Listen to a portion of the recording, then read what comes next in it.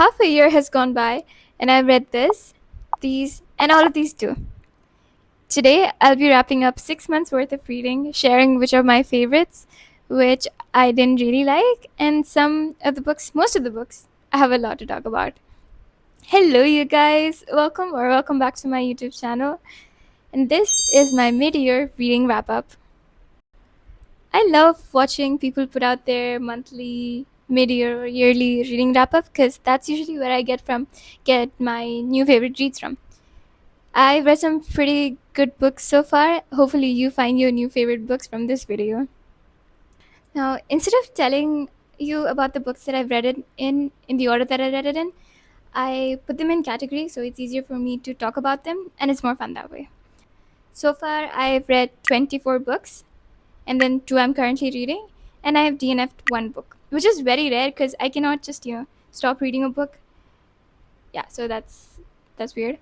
And then I've already finished my reading goal for the year, which is kind of crazy because I thought I wouldn't have enough time to read this year, but May and June came in handy.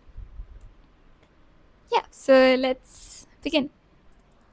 Let's start with my top favorite books of the year. On top of the list has to be, easily, The Six Deaths of a Saint by Alexei Harrow. This book, mind you, has only around 30 pages. And within this 30 pages, the author was able to convey emotions most books cannot do in like 5 book series. It was that good. I cannot really tell much about the book without essentially spoiling it because it's only around 30 pages. But I can tell you this, it's set in like a medieval atmosphere. Yeah, I think that's pretty much what I'm going to tell you. But go into this book without searching about it. It is my favorite book of the year. It's not, we can't call it a book, it's basically on 30 pages. But yeah, it has the weight of a book. The story is one of the best that I've read in ages. Next up on the list, we have The Hitchhiker's Guide to Galaxy. This is easily the funniest book I've ever read. Not in a while, but like ever.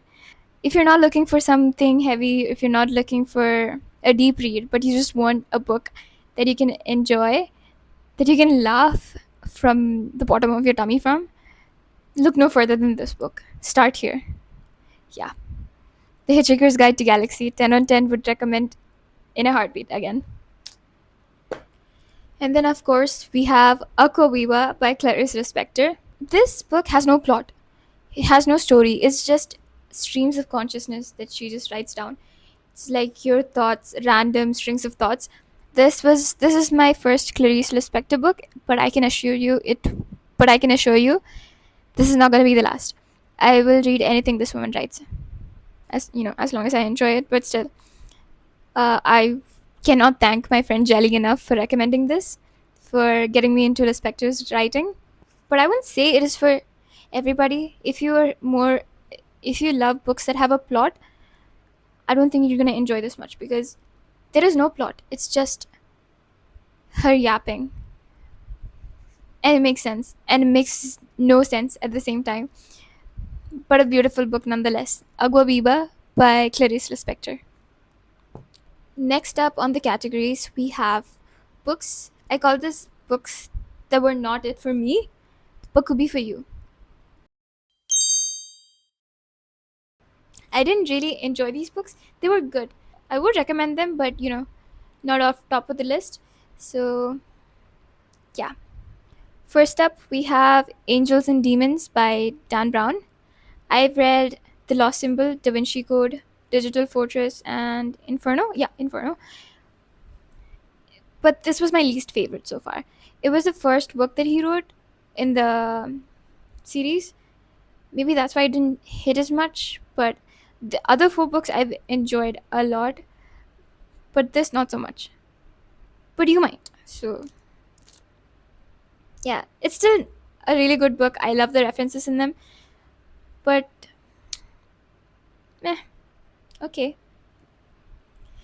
Now we have this is The Fall by Albert Camus. It took me a while to get used to his style of writing. It was interesting in some parts, not interesting in some parts. it didn't really quite, catch my attention. I It's a fairly small book. I'm definitely going to read The Stranger by Albert Camus because I want to see what the hype is all about. This was good, but overall, it wasn't much for me. Similarly, we have Giovanni's Room by James Baldwin. The story did not do it for me, like at all, but there is no doubt that James Baldwin is an amazing writer. Like his way of conveying emotions, fear, guilt, and every other aspect of a human emotion was so perfectly written. And yeah, I would read more of Baldwin, but not this book. I didn't like it that much.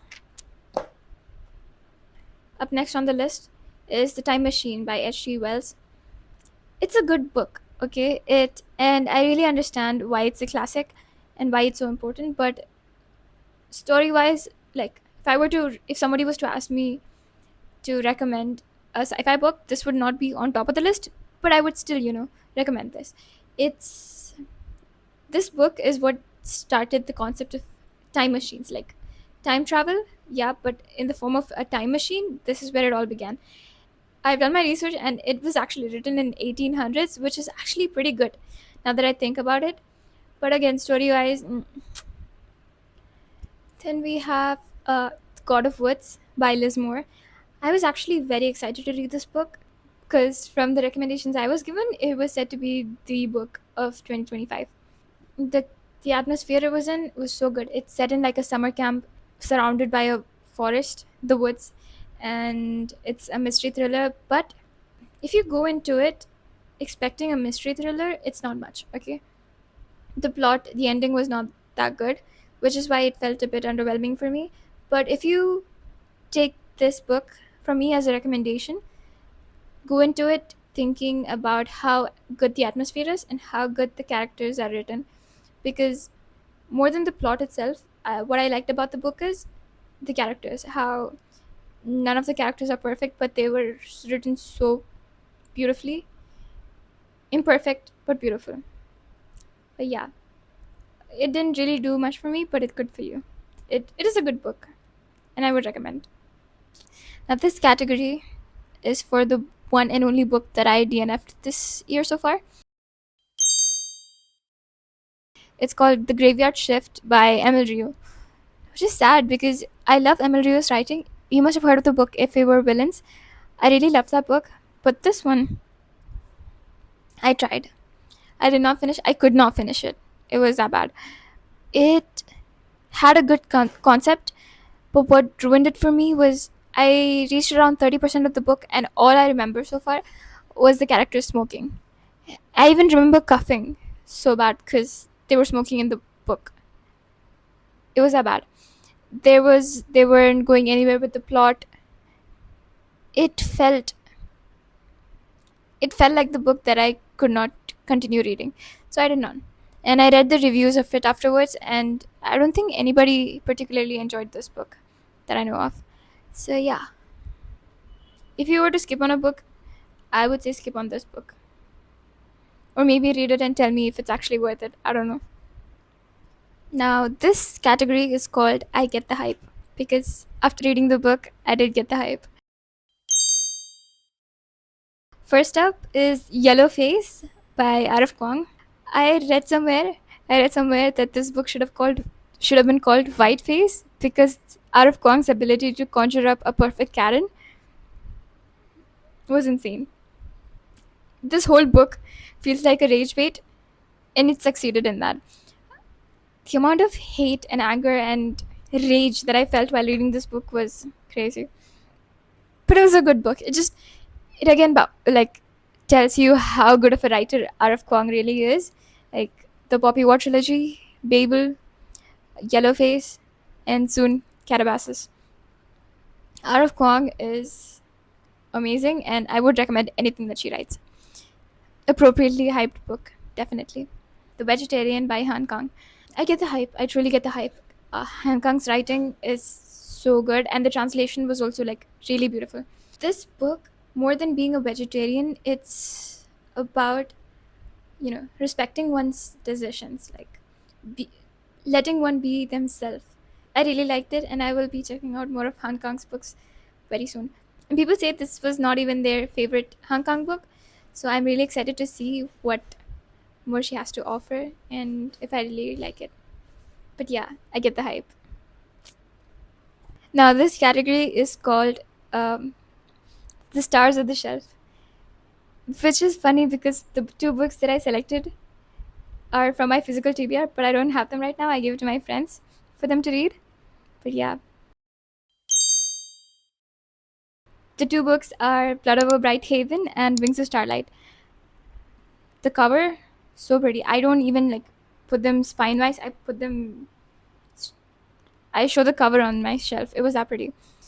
So let's start with Blood Over Bright Haven. I've talked about this book in depth in a review video, but yeah, the cover is beautiful. The book even more so. And if you want a full review on the book, I have a video. Please do check it out. Next is Wings of Starlight. It was such a magical read. Like, if you've grown up with Tinkerbell and the Disney fairies, look no further than this book. Pick this book up, read it. It's amazing. It's the story about Queen Clarion and Lord Mallory, but in the events that happened before Clarion was the queen. She was a queen under training. And the entire time I was reading this book, the tune of the Disney fairies, that was in my head. And it felt like a movie, and it was so beautiful. Every concept was explained so good, like how the queens of Pixie Hollow come to be, the fairies, the story of Lord Mallory, the whole broken wing and stuff. Amazing. 10 on 10, cried. Definitely would recommend. Next up, the category is called Cozy Books. These two books, though they're very, cozy, they are not very happy books. First, we have The Days at the Morisaki Bookshop.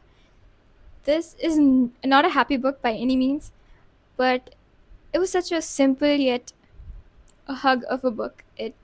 If you feel like you're stuck in life, if you know, there is nothing else to do, everything is boring, you feel like you have no purpose, I would say pick this book up. It's very simple, it's very sweet, and it feels like a hug. But it's also sad at some points. That's okay, that's part of the hug. Starling House. This book is by no means happy or very bright. It's actually a gothic fantasy kind of book, but it really did feel like a warm hug because the whole concept and the atmosphere of the book was amazing. It was gothic, but it felt very whimsical. Yeah, I don't know how to explain that. This book took me out of the slump. I used to read like one book per month, and then I read this book, and I kept reading like 7 books a month. So yeah, this got me out of the slump. Literally, like took my hand out of the slump. It's about the house, the Starling House, which is kind of alive. If you've seen that movie about the haunted house, yeah, kind of felt like that, but like more of gothic fantasy with swords kind of thing. It's such a pretty book. It has a really good setting. Now the ending, I predicted, like it was kind of predictable, but nonetheless, it's about the journey, not the end, right? It was such a good book. Now this category is called Wow, that escalated quickly. Because yeah, things did escalate like really quick. First up, we have Cursed Bunny. This was a horror book. Okay, it's a collection of short horror stories. I went into it knowing that. Okay, but more than horror, it felt like one's deepest, darkest thoughts all string together, and a little bit of folklore and fairy tale in between. It felt like that. It was good. Something it's very different from anything I've read this year so far. So yeah. Then we have The Convenience Store Woman by Sayaka Murata. The fact that it's written by Sayaka Murata is all that you need to know. Earthlings is one of my favorite books ever, but it is also one of the weirdest books that I own and have read. I've made my friends read it, and they were also like, What is in this book?" So yeah, Convenience Store Woman, I would say, is not that uh, weird, but it's weird in the sense of societal norms. So even that was like a really good book. If I come to your house and I see Sayaka Murata books on your shelf, I would judge you, but I would also trust your recommendations, whatever you give. Fahrenheit 451. This is a book set in dystopian future where books are banned. So, and the firemen, instead of putting out fires, they make fires with books. They burn them. So, yeah. The main character of this book, Guy Montag, he finds a book. He's a fireman, by the way. He finds a book, hides it, and he reads them.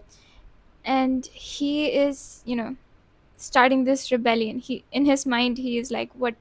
Why are we even doing this? Why are people so different? Why are they out of their mind? Why are they so addicted to the TV and everything? It's a book about censorship, about how people are addicted to a severe level to, their televisions and everything. It's such a good book, and everything escalates super fast.